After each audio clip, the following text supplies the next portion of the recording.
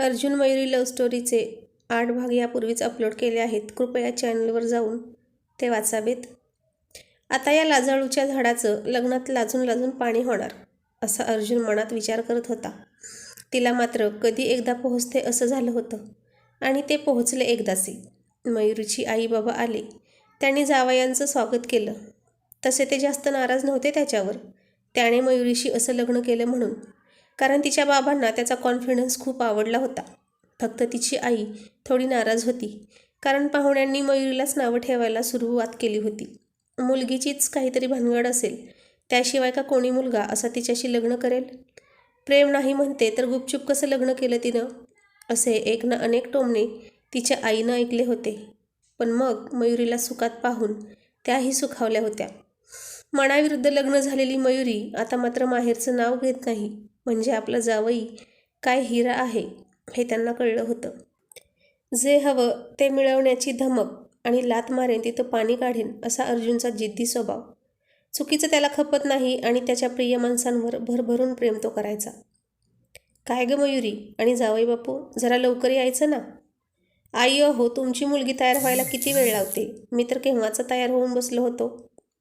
बरं मयू चल, म्हणून तिच्या आईने तिचा उजवा हात पकडला आणि मयू हे काय ग? आणि सर्वांनी तिच्या हाताकडे पाहिलं. I love you Arjun, Arjun love Mayuri. हां, तू तर पूर्ण हातभर प्रेमाची मेहंदीच काढलीस की. तिची बहीण म्हणाली, तुझं प्रेम आहे त्यांच्यावर, पण इतकं हे आज कळते. मयुरी खूप लाजत होती आणि मोठे डोळे करून त्याला दटावत होती.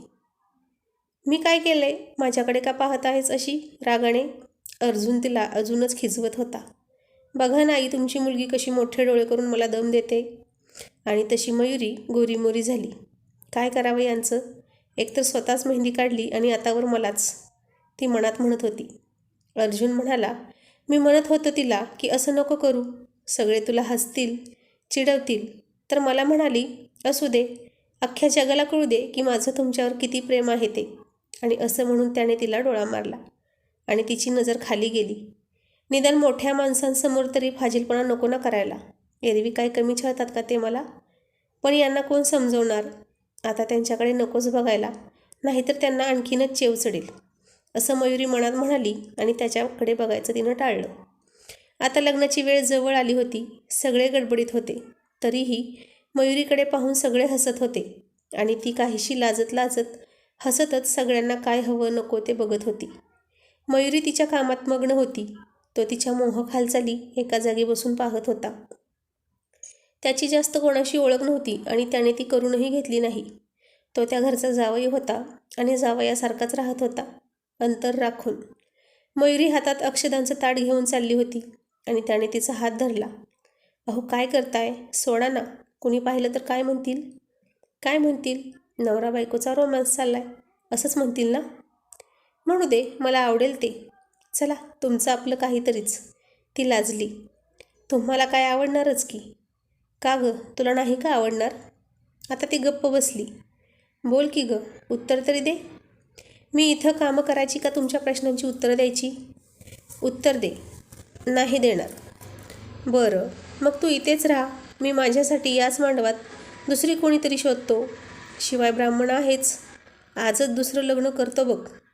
तुमच्या जिभेला काही हाडबीड आहे की नाही बघेल तेव्हा चावटपणा. आता चावटपणा करायला दुसरी बायको करू का, तुला चालत असेल तर? कारण तू तर तो करूच देत नाहीस. हो का? मग हे चाललंय त्याला काय म्हणतात? चावटपणा नाही तर आणखी काय आहे हा? काय हो, जाऊ दे ना, मला सोडा. सोडेन, पण मग पुन्हा मी तुझा हात कधीच धरणार नाही, चालेल ना? आता ती मात्र गप्प बसली. आता काय बोलावं यांना? असं एकदम टोकाचं बोलले हे. सांग की, करू का दुसरं लग्न? तो पुन्हा हसत म्हणाला. मग ती म्हणाली, तुम्हाला ब्राह्मणाची शेंडी दिसली की लग्न करायची हुकी येते का हो? आणि तिच्या बोलण्यावर तो खूप खूप हसला. ए मयू, अगं कसला भारी विनोद होता ग हा. नाहीतर काय, आपल्या लग्नात असंच केलं ना? अगं ते सर्व तुझ्याचसाठी वेडे. जाऊ द्या, तुमचं काही संपणार नाही.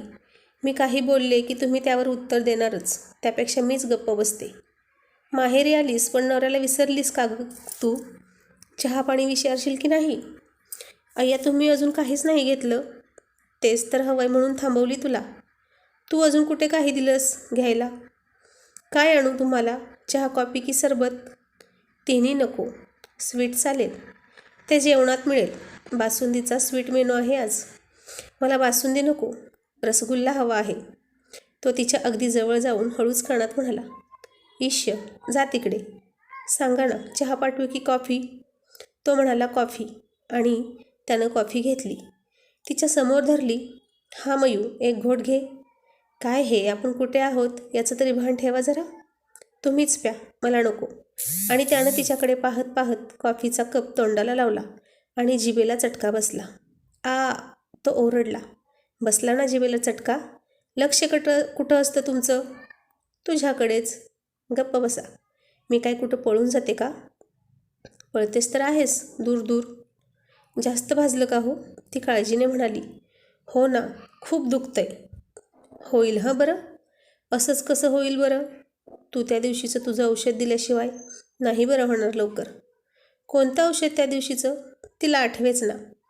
त्या दिवशी ओठ चावलास तेव्हा कशी ओठात ओठ घेऊन चोकत होतीस, तशी आता पण जीभ. जा तिकडे, निर्लज्ज कुठले. तिचे गाल लाल झाले होते.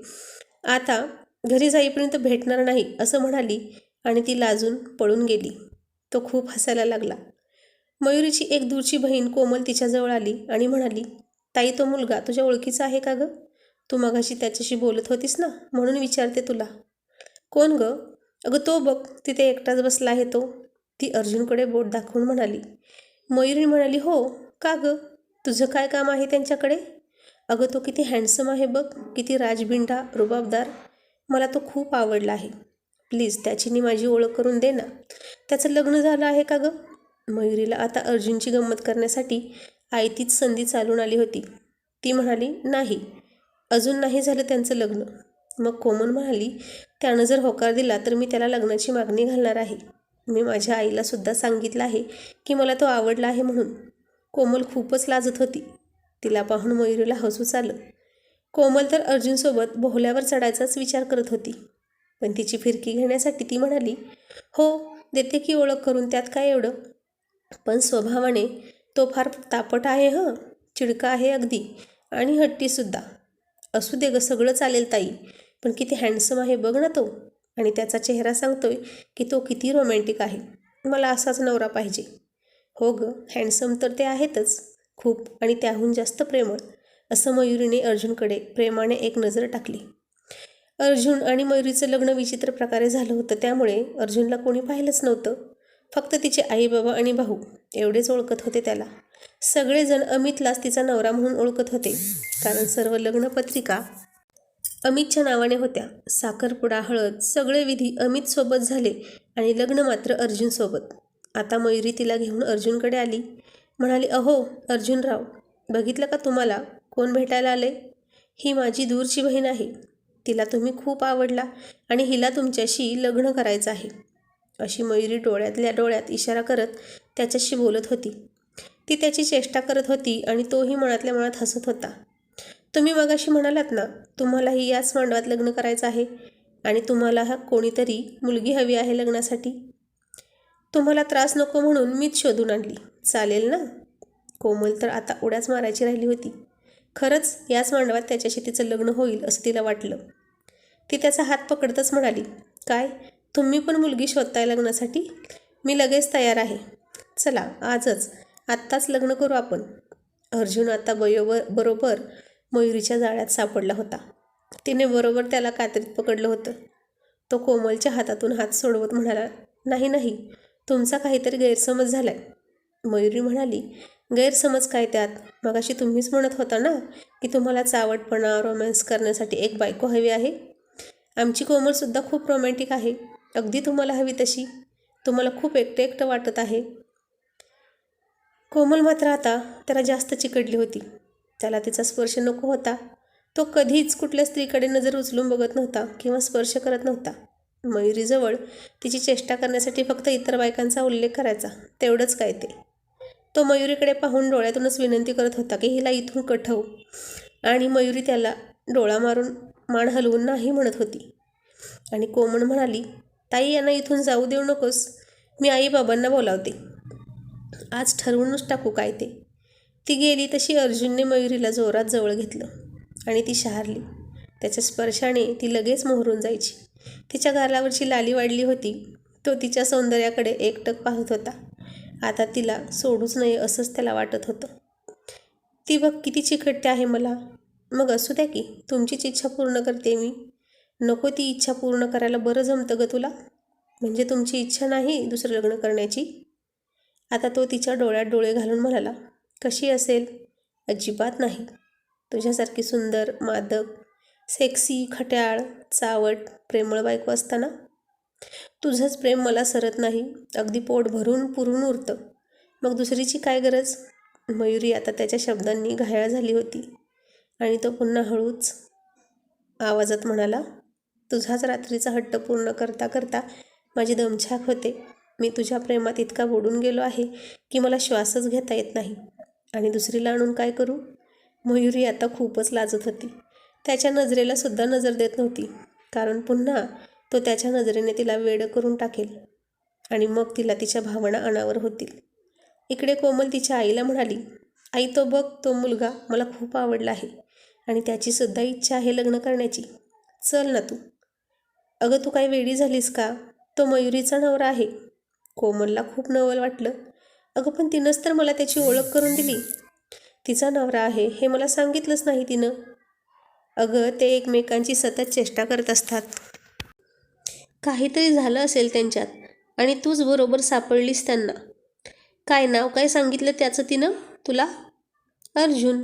अगं बावळट, तिच्या हातावर तरी बघायचंस की. Arjun I love you, Mayuri love Arjun. अगं पूर्ण हात भरून गेलाय तिचा. आणि हे कोमलच्या लक्षातच आलं नव्हतं आणि तिनं जीभ चावली. ती पुन्हा तिच्या आईला तिथं घेऊन गेली. काय ग ताई, तू का नाही सांगितलं की हे माझे जिजू आहेत?